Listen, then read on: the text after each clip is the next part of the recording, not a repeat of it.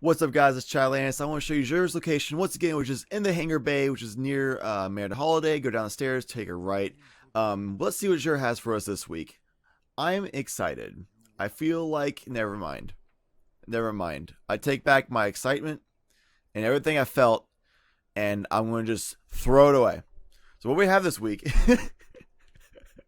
what we have this week is the Peregrine Greaves, the Celestial Nighthawk, the Obsidian Mind, the exotic engram is a Gauntlet, and then the legacy engram for your one gear is a helmet. The Peregrine Greaves are pretty freaking awesome, especially if you want to do like an arc burn and airborne modifier nightfall. Freaking fun. Especially, and if there's what is it called, Brawler. So you have Brawler, which counts for shoulder charge for increased melee attack damage on guardians. Arc damage, shoulder charge counts as arc damage, and Peregrine Greaves increase the damage for shoulder charge while in the air. So that combined with the modifier for airborne, we do more damage while in the air. Oh my god, you do so much freaking damage with the Peregrine Greaves, it's insane. But in normal situations, outside of that one specific thing that happened one time with the Tank strike and had all three modifiers, and we basically like three-shot the tank, and it was a lot of fun. In normal like PvP, the Peregrine Greaves are really useful because you can one-shot a self-res when you're in the air shoulder charging. You can one-shot like a ram. Normally, if you go and shoulder charge a person wearing the ram, you can't kill them in one shoulder charge, which is really unfortunate. So with Peregrine Greaves, you can do that, which is freaking awesome.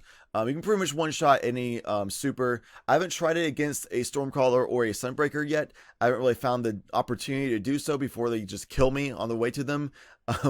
But imagine if you don't one-shot them, then you bring them to like absolutely almost dead. So Peregrine Greaves, a lot of fun. And in PvE content, so much fun just do aerial shoulder charges constantly. So I'd recommend getting these for one, fun purposes, and two, just to do the shenanigans like one-shotting self-res and stuff like that, which is pretty cool.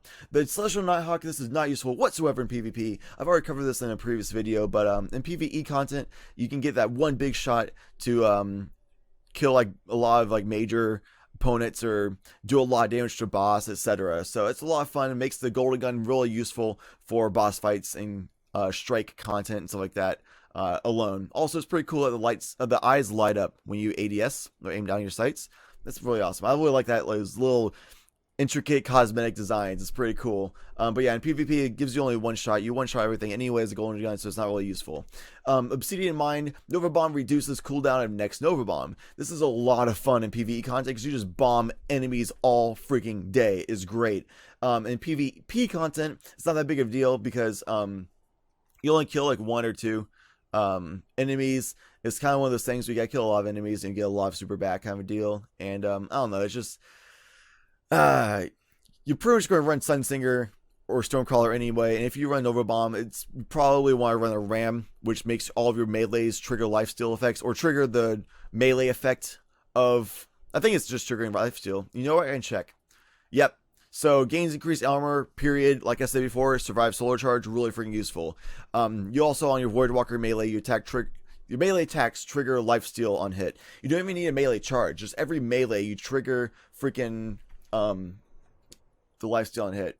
Like you don't have to set up your charge to do lifesteal. You use your melee, which is really freaking good. So because of that, you don't really want to use Obsidian Mind because something like supercharges one super. One moment right there is not as good as something that has a passive of always buffing your armor while also using something that you can use more often, which is the melee charges. So Obsidian Design is fun, but definitely keep it in the PvE content area. As far as gauntlets, the gauntlets you're going to be looking for really are like Impossible Machines, Nothing Manacles, Claws of Ahamkara, pretty good. Steel Ahamkara Grafts and Young Ahamkara Spine for the Hunter is pretty good.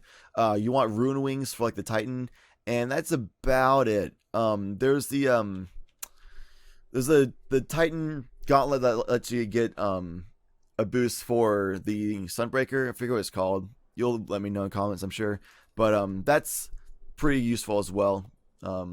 But gauntlets are primarily useful for Titan or for hunters and warlocks. There's not many Titan gauntlets that you really want to look for outside of like Ruin Wings for PvE content. So go for those gauntlets if you want to. That's about half the gauntlets are pretty good, to be honest with you. So you have a pretty good chance of getting something useful if you buy the engrams. But in any case, buy the engrams if you're looking for those gauntlets. Get the Peregrine Greaves, definitely. You might not use it over other gear for Titan and PvP content, but it's really freaking fun to use in PvE and PvP content. The Celestial Nighthawk, really good and useful if you're a Golden Gunner main or something like that, whatever you want to call yourself, in PvE content, but nowhere near useful in PvP. Obsidian Mine, similar to the Celestial Nighthawk, it's really fun for super usages and PvE content, but not very useful in PvP at all. So I definitely get this Peregrine Greaves for both PvE and PvP, and I'll get the Celestial Nighthawk and the Obsidian Mine just for PvE contents, not so much in PvP. And good luck on the Gauntlet grabs. Hopefully you get something you want. Hope you enjoy this review of Xur's exotics for the week. I got the really cool shader that makes my robes have roses on them from the Crimson Days event, which is freaking awesome. So now I'm pretty much done with doing Crimson Doubles. Until next time, citizens, thanks for watching.